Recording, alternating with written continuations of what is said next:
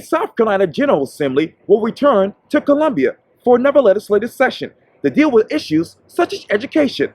I sit down one-on-one with State Representative Sylleste Davis of House District 100 in Berkeley County for this edition of Quintin's Close-Ups. And if you haven't already, subscribe to my YouTube channel and download my free Quintin's Close-Ups app in your Apple or Google Play stores. State Representative Sylleste Davis, welcome back to Quintin's Close-Ups. Thank you. I'm glad to be here. I think it's 3 or 4 times now. Hey, that's exactly right. Yeah, I enjoy it. Oh, I appreciate it greatly. And Happy New Year to you as well. Happy New Year. Thank you. I want to go back to your Twitter page because obviously we all have those biographies on Twitter displaying who we are. All right. And then your particular biography says this: Representative South Carolina House District 100, obviously an alumni here at the College of Charleston, STEM advocate. You are obviously focused on jobs, education, transportation, security, protecting national and historical resources. Right. What else are you focusing on right now in 2020? Well, in 2020, I think that especially the early part of this session, right? You're going to see a few things. You're going to see education reform, which fits with what I'm sort of focused on. You'll see Santee Cooper and that issue come up and be debated and hopefully resolved so we can move on. One thing that I'm particularly focused on, and that actually it relates to the preservation, the environmental preservation in some ways, is a bill that I filed the end of last session that gives DHEC the ability to stop a waste tire recycler who is not meeting the terms of their DHEC permit. So I'm particularly excited about that because that was a particular issue, as you know, that occurred in Berkeley County. It's occurred in other places in the state. It's occurred across the United States, actually. And here in South Carolina, I think that it gives us the opportunity to not only ensure that that doesn't happen again, but to let folks know that are wanting to do business with South Carolina that we won't tolerate their activities that may be outside of their permits and create environmental hazards for our people. When you think of House District 100, how many companies right now are having issues with DHEC permits? I don't know. It must not be any, Okay. or very, very few, because I haven't heard of any. Okay. We did have one issue recently with the access road from Cane Bay onto Black Tom Road. There were a couple of DHEC permits that needed to be issued in that particular situation, but DHEC was right on it and got it done quickly. Okay. I've had very good experiences with South Carolina DHEC. You talked earlier about, obviously, the debate about Santee Cooper. Right. What should that debate be right now? The debate right now needs to be, taking a very objective, analytical, fair approach to what the Department of Administration has received. So, as of January 15th, the Department of Administration will be turning over to the General Assembly the best offer for a purchase, the best offer for a management agreement, and then Santee Cooper's reform plan. So the debate needs to be, how do these different options compare, and how do the projected rates compare? So if you take out of the picture, although this is a complicated analysis. This is a complicated decision, and it's an important decision that the state needs to make. But if you take out the water system, Santee Cooper water system, the lakes, the dam, the economic development aspect of the equation, if you will, and look at just the impact on customer rates, then I think really that needs to be sort of the basis of the debate, is how do these rates compare, and what are the underlying assumptions to make sure that we're making an informed and objective analytical decision. How do you compare the rates in House District 100 to the rates in other parts of South Carolina? Well, supposedly, and I haven't looked at these numbers recently, But if you look at it on a cost per KWH basis, in the Santee Cooper served territory, their residential rates are lower than the rest of the state of South Carolina. I can't quote exact numbers, but they are lower. Lower. And you talk about obviously those options. What options would be ideal for your district, House District 100? Well, obviously, I mean, in my district, we have a large part of that district is served by either Santee Cooper or Berkeley Electric. So the people of District 100 will be impacted by this decision one way or the other. What's unique about District 100 is that Santee Cooper is in that district, and a lot of the people that live in District 100 are either employees of Santee Cooper, or their family members are employed, or they are retirees, and or they're local business owners that get their business from Santee Cooper employees. I mean, local restaurants, the oil change place, right? The tire place, the local small retail shops. They are all impacted by this decision, and they're very concerned about it. And so I'm hoping that we can come up with a decision that will be the best for South Carolina. And let me turn back to education. Obviously, Governor Henry McMaster wants to expand state-funded field day pre-kindergarten to every South Carolina state school, according to the Post-Sequoia. Yes. And you chimed in, you said this quote, "All children in South Carolina need access to a quality education from pre-K on." Great to see Governor Henry McMaster taking positive steps to get this done. Yes. What is quality education right now in South Carolina in 2020? What does that look like? Yes, ma'am. Well, I think in the case of the 4K in particular, it means having children so that they have access to education, and particularly reading skills at an early age. Because what we're finding is that in third grade, students are getting to the end of their third grade and they still can't read. And that is a predictor of their future success as a student. So a quality education starts with the early component, right? And being able to read by third grade. It includes, the basic skills that a student needs to advance to high school and then to advance to college if they choose.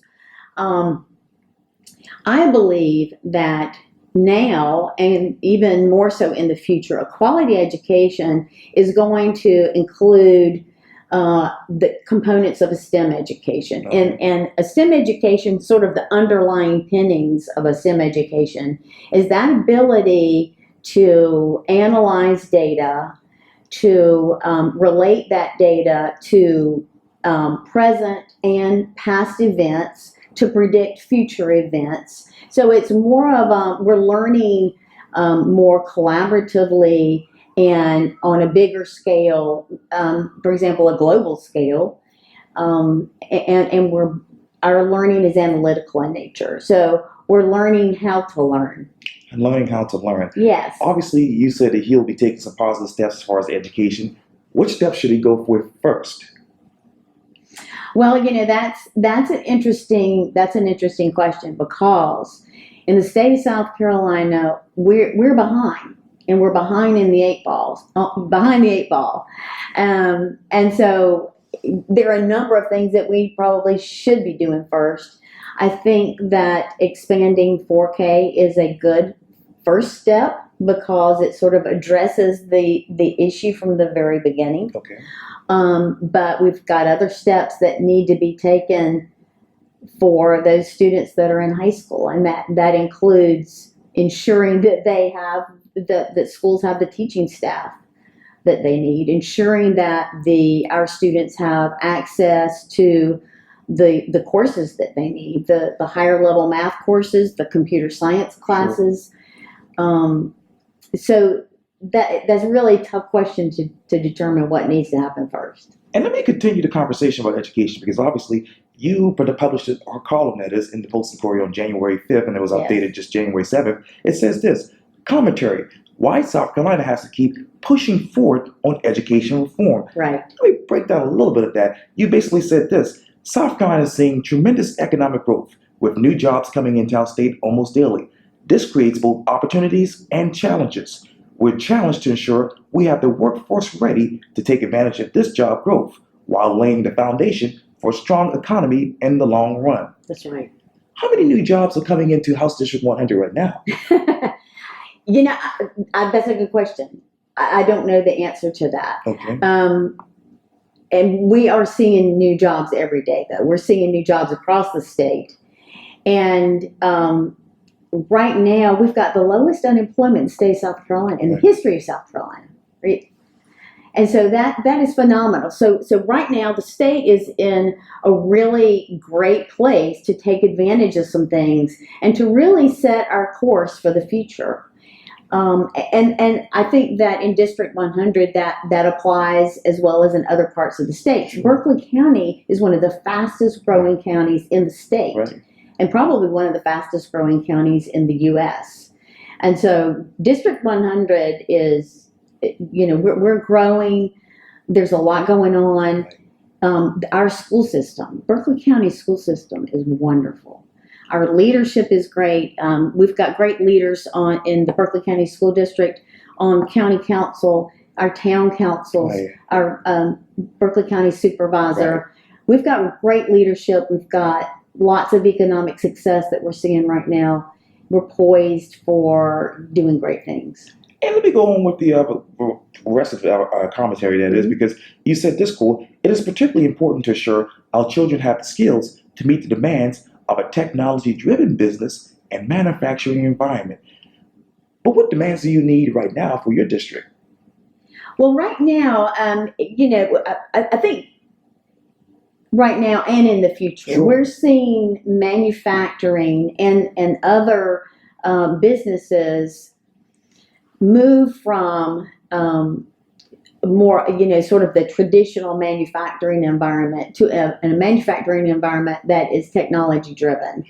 And not only that, I think here, especially in the Charleston area, but I think this applies to the Berkeley County area as well, because we're seeing movement into Berkeley County. But you're seeing a lot of technology companies that are being created that are specific to tech companies. And so our students need coding skills, they need analytical skills, they need specific manufacturing skills.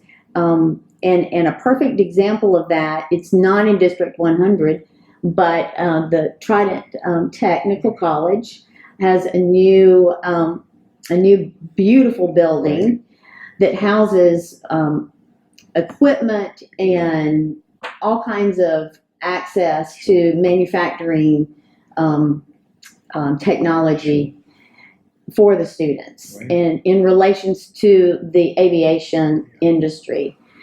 What we need in Berkeley County and what we need at the Trident Technical College branch in Moncks Corner is some money from the General Assembly, some capital improvement money that will create a automotive and to offer commercial driver's licenses and other transportation type education that will focus on that automotive industry that's so important to Berkeley County and so important to South Carolina.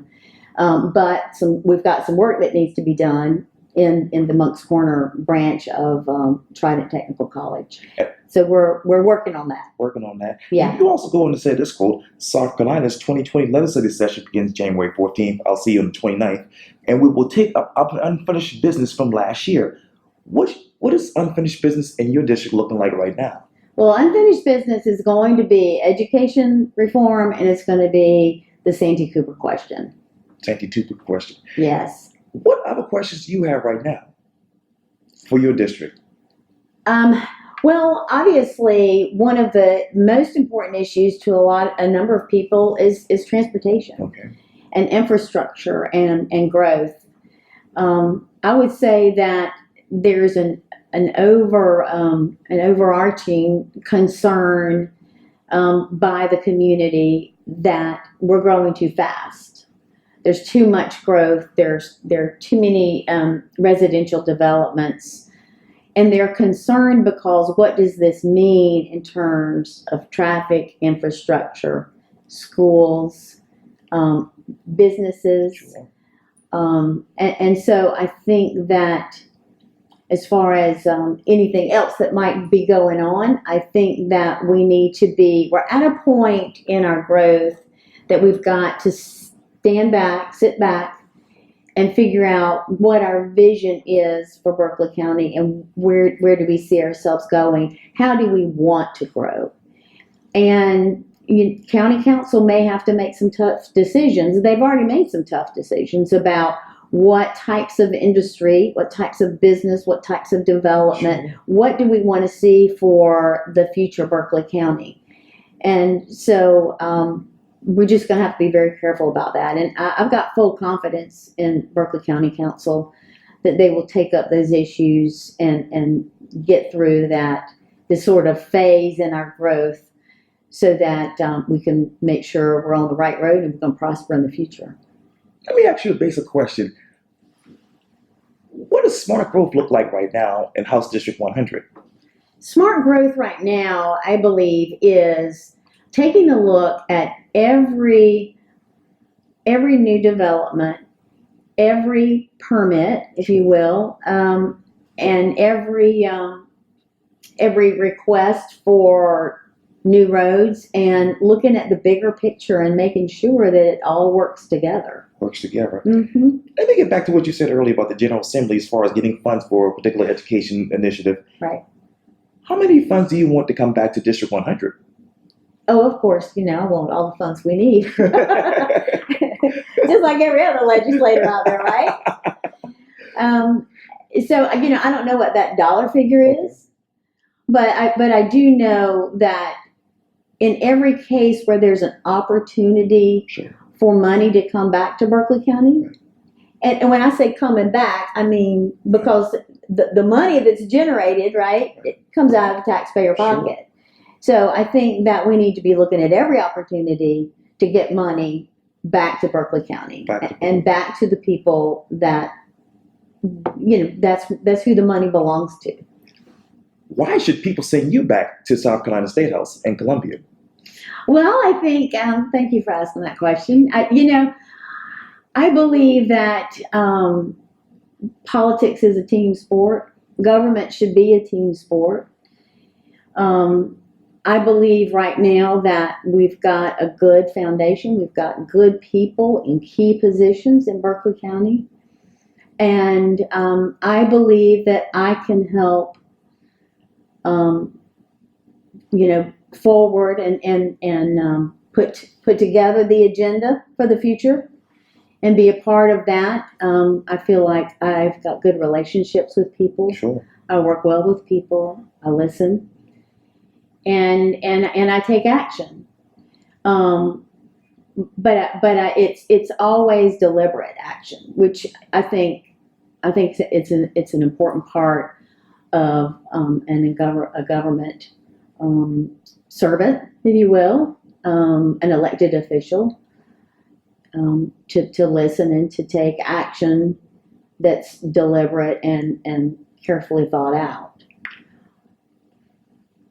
Education reform again. What comprehensive plan would you produce for the next 5-10 years if you could? With education reform? Yes, ma'am. Well, I think that I think as we've talked before, the 4K program is important. I believe that a computer science curriculum, K through 12, Okay. is important. Okay. I think that coding is the new foundational subject, right? Like reading, writing, arithmetic. I think we need reading, writing, arithmetic, coding. Okay. So I think that's important. I think School resource officers in every school is important. I think mental health is important. I think that education reform and providing a better education, a better environment for our children also includes Department of Social Services, because it's hard to educate a child if they're coming from a home situation that does not benefit them and help them to succeed in school. So I think that's why DSS is a really critical part of educating our children and ensuring that we have healthy children. And I'm very pleased with the new director, Michael Leach, so far. If you have not read up on him, you need to read up on him, and you may even want to interview him. Sure. He's an awesome guy, came from Tennessee. Right. He's doing great things. Sure. He's not afraid of the tough issues. He's analytical, which I like. Right. He likes looking at the numbers, and I think the numbers are revealing some things for him. And I think he's taking a very hard look at foster care, at adoption. Right. He's taken a hard look at the children that age out of the foster care system and what happens to them, and how we can ensure that they have the resources they need to age out once they age out of the foster care system, to go on to be successful, productive adults. So I think that we pull all that together. And I've started saying that I think that the year 2020 is going to be the year of the child. There's going to be a lot of focus on our children here in the state of South Carolina, and I think that's exactly what we need to do, because those children become our citizens. They become our voters. They become our government leaders. They become our business leaders, and we need to be investing in them. Education. Why now? Why wasn't this debate happening 4 years ago? Good question. Good question. It should have been in the works years ago. And I don't have a good answer for that. Okay. I don't have a good answer for that. I think that at some point we just became used to what we had, and not until we got some people maybe in leadership positions, or really just, I think just the parents themselves started demanding more, and started asking for more, and started asking for better. And I just think that the time just presented itself, especially given the fact that we're seeing such great economic success in the state of South Carolina, and we have jobs. So if you want a job, you can find a job. We had industry coming in telling us, well, we would love to locate in South Carolina, but you have to ensure us that you have the workforce. So that, I think that also put some pressure on us as a state to take serious looks at what we needed to do to provide better education. Let me get back to your reelection. When people look at your work in the Statehouse and the votes that you have taken, what should they look at? Well, I think they should look at the bills that I've co-sponsored. I think that tells where what I think is important. I think they should look at the bills that I've introduced. Some of those bills haven't gotten anywhere, which I'm a little disappointed in. And those bills, the bills that I introduced early on, all had to do with fiscal accountability and government efficiency, and reducing the cost of government. And that, to me, does not get enough attention. So I think they should look at that. I mean, you should look at the way your legislator votes when you're trying to make a decision on who to vote for in an election. I do think, though, that if you have a question about the way your legislator voted, I think that instead of necessarily reading all the hype that maybe on social media, that you contact the legislator. I mean, I'm always willing to take phone calls and talk to people about any vote that I've taken. And, you know, sometimes I take a vote because I believe that if a vote is presented to us and it can incrementally benefit the state, in other words, it's not exactly what we wanted, but if there's benefit, then we should take the benefit while we can. Okay. Rather than waiting for, you know, the perfect bill or the perfect plan or the perfect situation. When we've got the opportunity to make things better, we should be making things better. So people may question a vote and say, well, why did you vote on that? Because that's not what we wanted. And, you know, my answer may be, well, it provided incremental benefit. And you know, if I can get a little bit of benefit, I have the opportunity to, I'm going to do that. So I'm always willing to talk about the votes that I take. And sometimes, you know, I may take a vote and realize later on, you know, I think that was a mistake. And I don't mind saying that I made a mistake, and I don't mind talking about that and say, look, listen, this was my thought process here. I voted, in retrospect, I look back on it and I realized that maybe that wasn't the right vote. And so this is what I'm doing going forward. How many mistakes have you made thus far as your time in the legislature? Well, I don't know. I mean, I think that, you know, there's probably a difference of opinion out there on that. Okay. You know, based on the feedback I get sometimes. I think there are people that think I've made a lot more mistakes than others. You know, everybody makes mistakes. What would you correct differently this time around in 2020? Well, I mean, what I am correcting, and one thing that I have found is that no one else is going to work on behalf of your constituents except you. I mean, me, right? If I'm elected to represent District 100, there's nobody else that's going to be looking out for District 100 except for me and, of course, my Senate counterparts. Sure. Oh, yeah. So, you know, I've become a lot more vocal about things. I've asked a lot more questions. I'm doing a lot more digging. Sure. And, you know, that's part of a learning process, I suppose. But, you know, that's what I'm going to continue to do. I think that people are going to hear a lot more from me than they have in the past.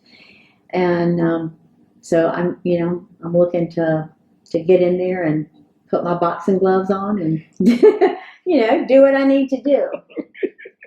Well, State Representative Sylleste Davis, thank you so much for your time. And again, welcome back to Quintin's Close-Ups. Thank you, Quintin. I appreciate it. Oh, likewise. Same here.